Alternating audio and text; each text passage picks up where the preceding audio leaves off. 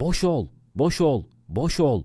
Bu üç kelime sadece bir nikahı bitirmekle kalmadı, masum bir yetimin hayallerini de yerle bir etti. Kenan, babası sarhoş diye masum bir kızı kapı önüne koyarken aslında kendi felaketinin altına imza attığını bilmiyordu. Yıllar sonra diz çökeceği o kapı yüzüne kapandığında her şey için çok geç olacaktı. Kenan, babasız büyümenin getirdiği erken olgunlukla yoğrulmuş, mahallenin parmakla gösterilen delikanlısıydı.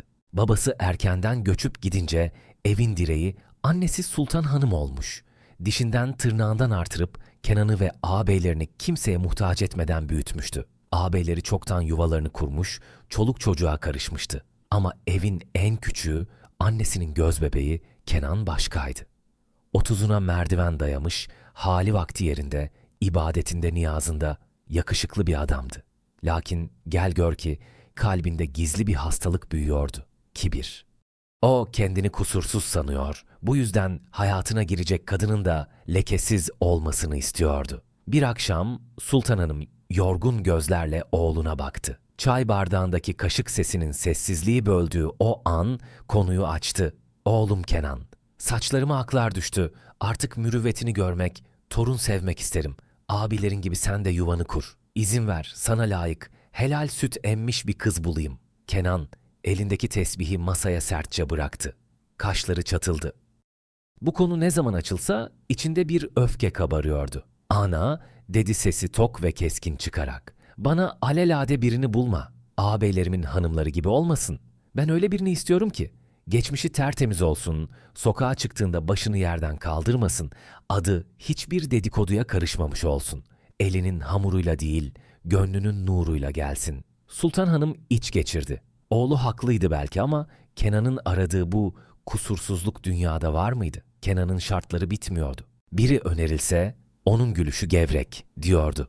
Diğeri söylense perdesi açık oturuyor diyordu. Kenan mükemmelliğin peşindeyken farkında olmadan kusur arayan acımasız bir yargıca dönüşmüştü. Namus bekçiliği yapıyor, lakin kalbini katılaştırıyordu. Günler, aylar böyle geçti. Kenan'ın bu ince eleyip sık dokuyan hali mahallede dillere destan olmuştu. Kimi ne iffetli çocuk diyor, kimi de bu kibir onu yakar diye fısıldıyordu. Ve bir cuma günü Kenan camiden çıkarken kaderin ağlarını ördüğü o sahneyle karşılaştı. Caminin hanımlar kapısından çıkan kalabalığın en arkasında gölgesinden bile sakınır gibi yürüyen bir kız gördü. Üzerinde sade, toprak rengi bir ferace vardı. Başını önüne eğmiş, adımlarını öyle narin atıyordu ki sanki yeryüzünü incitmekten korkuyordu. Ne sağa baktı ne de sola. Kalabalığın gürültüsüne karışmadan süzülüp gitti. Kenan'ın kalbi yerinden çıkacak gibi oldu. İşte dedi içinden.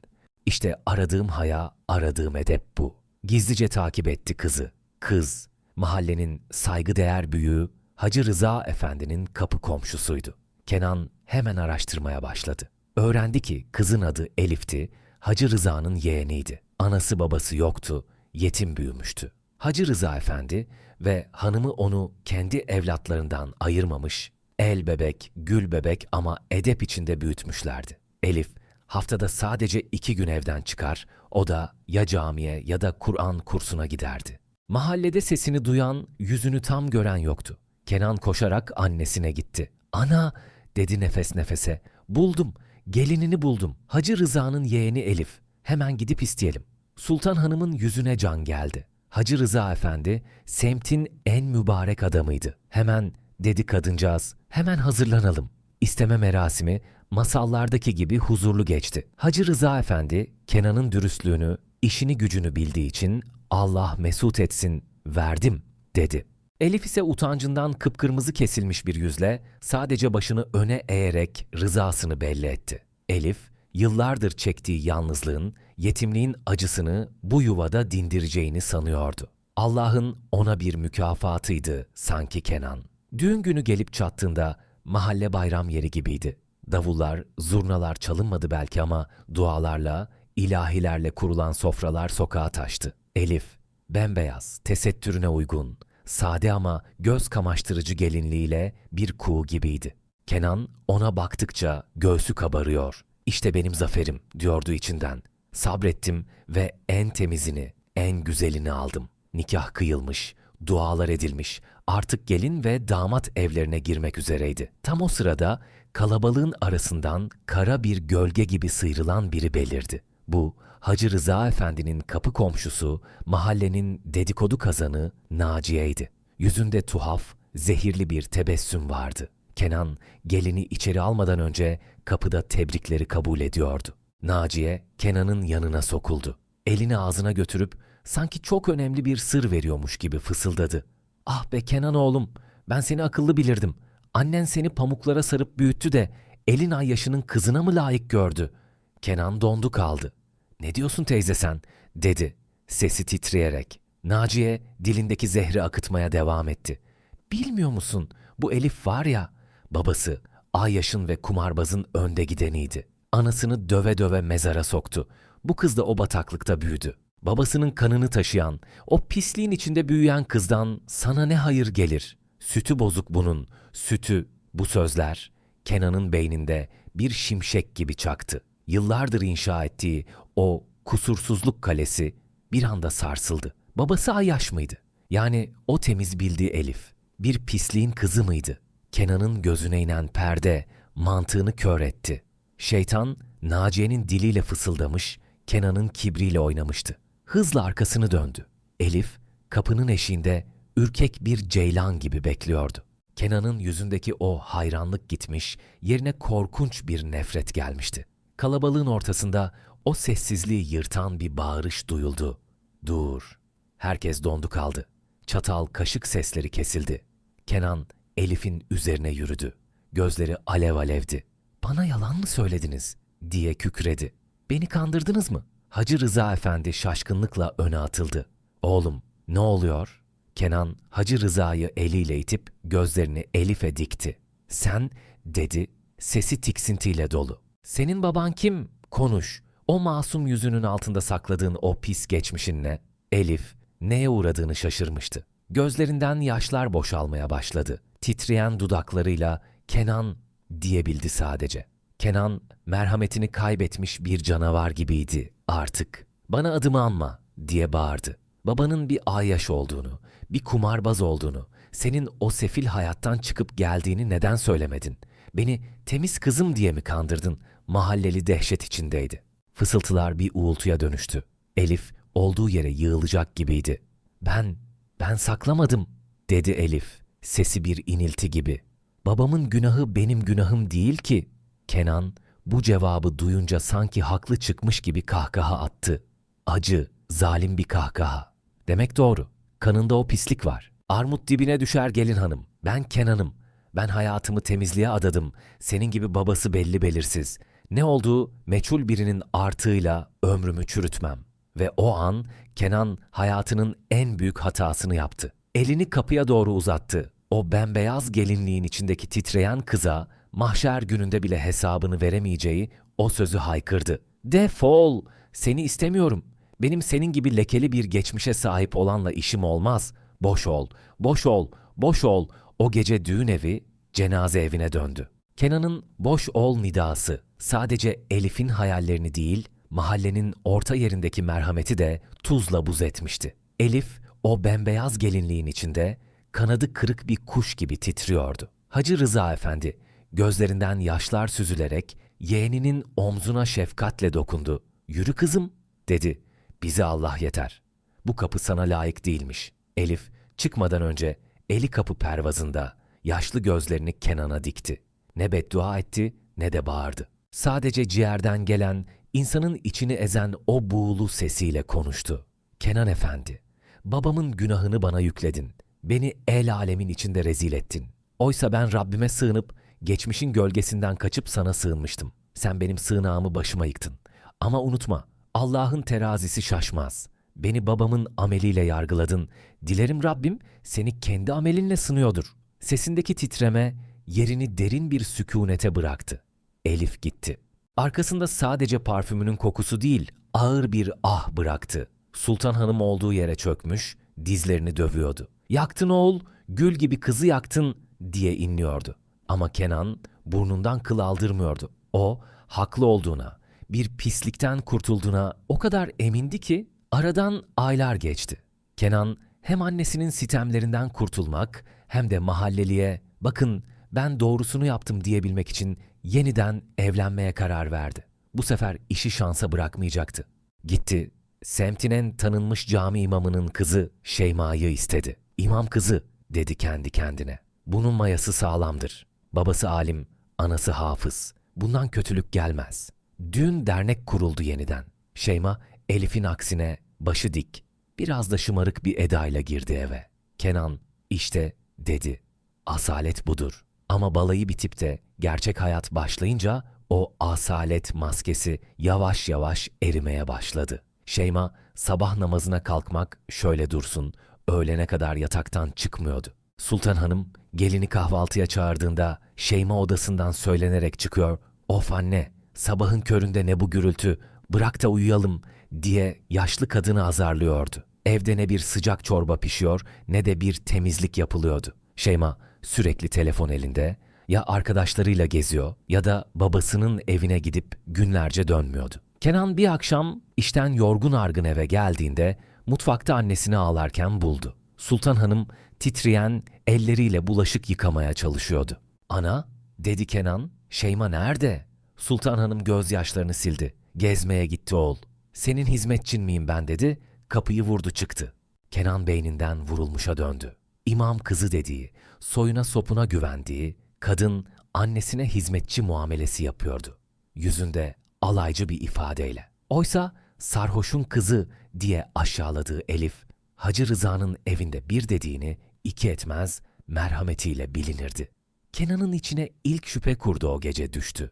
"Acaba," dedi, "acaba ben dış görünüşe, etikete aldandım da cevheri çöpe mi attım?" Boğazı aniden kurudu. Günler geçtikçe evdeki huzursuzluk arttı. Şeyma'nın yalanları da ortaya çıkmaya başladı. Namaz kılıyorum deyip kılmadığı, Kur'an kursuna gidiyorum deyip çarşıda gezdiği bir döküldü ortaya. Kenan sabrediyordu. Çünkü gururu "ben hata yaptım" demeye el vermiyordu. Yumruklarını sıkmaktan başka çaresi yoktu. Derken bir gün mahallede kara bir haber duyuldu. O düğün gecesi fitneyi ateşleyen Naciye ölüm döşeğindeydi. Mahallenin kadınları hakkını helal ettirmeye çağırıyor herkesi dediler. Naciye son nefesinde Kenan'ı ve Hacı Rıza Efendi'yi özellikle istemişti. Kenan isteksizce gitti o eve. Naciye yatağın içinde küçücük kalmış, benzi sararmıştı. Nefes almakta zorlanıyordu. Kenan'ı görünce kuru parmağıyla işaret etti. "Yaklaş," dedi hırıltılı bir sesle. "Yaklaş Kenan." Oda buz kesti. Kenan eğildi. "Söyle Naciye teyze, ne diyeceksin?" Naciye'nin gözlerinden pişmanlık yaşları süzüldü. "Ben," dedi, her kelimesi bir itiraf gibi ağır. "Ben o gece sana eksik anlattım Kenan. Babasının günahını kızın boynuna dolayıp iftira attım o garip Elif'e." Kenan'ın dizlerinin bağı çözüldü. "Ne? Elif?" diye inledi Naciye. "Babası kötüydü ama Elif pırlanta gibi kızdı, ruhu tertemizdi. Ben onu oğlum Selim'e istiyordum. Selim'e varmadı, sana vardı diye haset ettim. Kıskandım. Benim oğluma yar olmayan kimseye yar olmasın dedim. Ocağını söndürdüm. Hakkını helal et. Yanıyorum Kenan, yanıyorum." Naciye son nefesini verirken odada ölüm sessizliği değil, vicdan azabının çığlığı yankılandı. Kenan olduğu yere yığıldı. "Allah'ım," dedi ellerini yüzüne kapatarak. "Ben ne yaptım? Ben bir iftiracının sözüyle bir masumun ahını aldım. Kibir gözümü kör etti. Etikete aldandım, özü görmedim." Kenan o evden çıkarken artık eski Kenan değildi. Yüreğinde sönmeyen bir pişmanlık ateşi vardı. Eve döndüğünde Şeyma yine annesine bağırıyordu. Bu sefer Kenan dayanamadı. Gözündeki perde tamamen kalkmıştı. Şeyma'nın soylu geçmişi umurunda değildi artık. Gördüğü tek şey kadının kalbindeki çürümüşlüktü. Ertesi gün büyük bir hesaplaşmanın ardından Şeyma'yı babasının evine geri gönderdi. Boşanma işlemleri başladığında mahalleli yine konuştu ama Kenan kulaklarını tıkadı. Onun tek bir hedefi vardı: Elif. O masum, boynu bükük kızı bulup ayaklarına kapanıp kendini affettirmek. Vakit kaybetmeden Hacı Rıza Efendi'nin kapısını çaldı. Elleri titreyerek kapıyı vurdu. Kapıyı açan Hacı Rıza Efendi karşısında perişan haldeki Kenan'ı görünce şaşırmadı. Yüzünde acı bir tebessüm vardı. "Girebilir miyim hacı amca?" dedi Kenan, sesi çatallı. "Elif'ten af dilemeye, ne olursa olsun onu geri almaya geldim. Hatamı anladım." Hacı Rıza Efendi derin bir iç çekti. Elini Kenan'ın omzuna koydu. Ama bu sefer o eli ağırlaşmıştı. "Geç kaldın evlat," dedi. Kenan'ın kalbi duracak gibi oldu. "Ne demek geç kaldım? Başkasıyla mı?" Hacı Rıza başını salladı. "Naciye öldü ama geride bıraktığı hayır şerden doğdu. Naciye'nin oğlu Selim. Annesinin günahını temizlemek ister gibi geldi bana. 'Baba,' dedi, 'anamın vebalini ben ödeyemem. Ama o kızın namusuna atılan lekeyi temizlemek boynumun borcudur. Eğer kabul ederse başımın tacı olsun,' dedi." Kenan donup kaldı. Selim, Naciye'nin o sessiz, kendi halindeki oğlu. "Ve Elif," diye fısıldadı Kenan. "Elif kabul etti oğlum," dedi Hacı Rıza.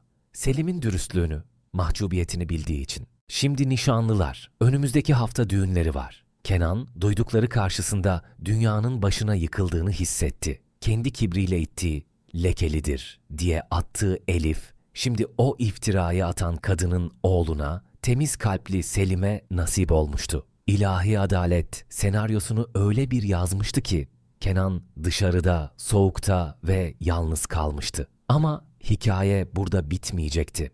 Kenan için asıl ders henüz yeni başlıyordu. Kenan, Hacı Rıza Efendi'nin kapısında duyduklarının ağırlığıyla ezilmiş bir halde duruyordu. "Nasıl?" diye kekeledi. "O fitneci kadının oğlu, o iftirayı atan ananın oğluyla nasıl evlenir?" Hacı Rıza Efendi bastonuna yaslanıp Kenan'ın gözlerinin en derinine baktı. O bakışta ne öfke vardı ne de kin, sadece derin bir hayat tecrübesinin hüznü vardı. "Bak oğul," dedi. Sesi bir öğüt gibi yankılandı sokakta. "Sen Elif'i babasının günahıyla yargıladın, onu sarhoşun kızı diye hor gördün. Şimdi de Selim'i anasının günahıyla mı yargılıyorsun? Unutma, gül dikenden, diken gülden çıkar. Selim o evin içinde büyüdü ama anasının zehrini değil, babasının sabrını aldı. Elif de o virane evde büyüdü ama babasının haramını değil, anasının edebini aldı." Hacı Rıza derin bir nefes aldı ve son darbeyi vurdu. "Sen dışarıya, etikete, soya sopa baktın. Selim ise yaralı bir kalbe baktı, Allah da nasibi ona göre dağıttı. Şimdi git yoluna Kenan, herkes kendi imtihanını yaşar." Kenan o kapıdan ayrılırken ayakları onu taşımakta zorlanıyordu. Sokaklar daraldı, evler üzerine yıkıldı sanki. "Ben ne yaptım?" sorusu beyninin içinde bir balyoz gibi çınlıyordu. Mükemmeli ararken elindeki pırlantayı çamura atmış, sonra da o çamur sandığı yerden bir başkasının hazine buluşunu izlemek zorunda kalmıştı. Zaman su gibi aktı. Selim ve Elif'in düğünü mahallenin gördüğü en huzurlu, en bereketli düğün oldu. Selim, Elif'e sadece bir koca değil, aynı zamanda kaybettiği babasının şefkati, sığınamadığı limanı oldu. Naciye'nin attığı o kara lekeyi Selim sevgisiyle sildi attı. Elif'i el üstünde tuttu.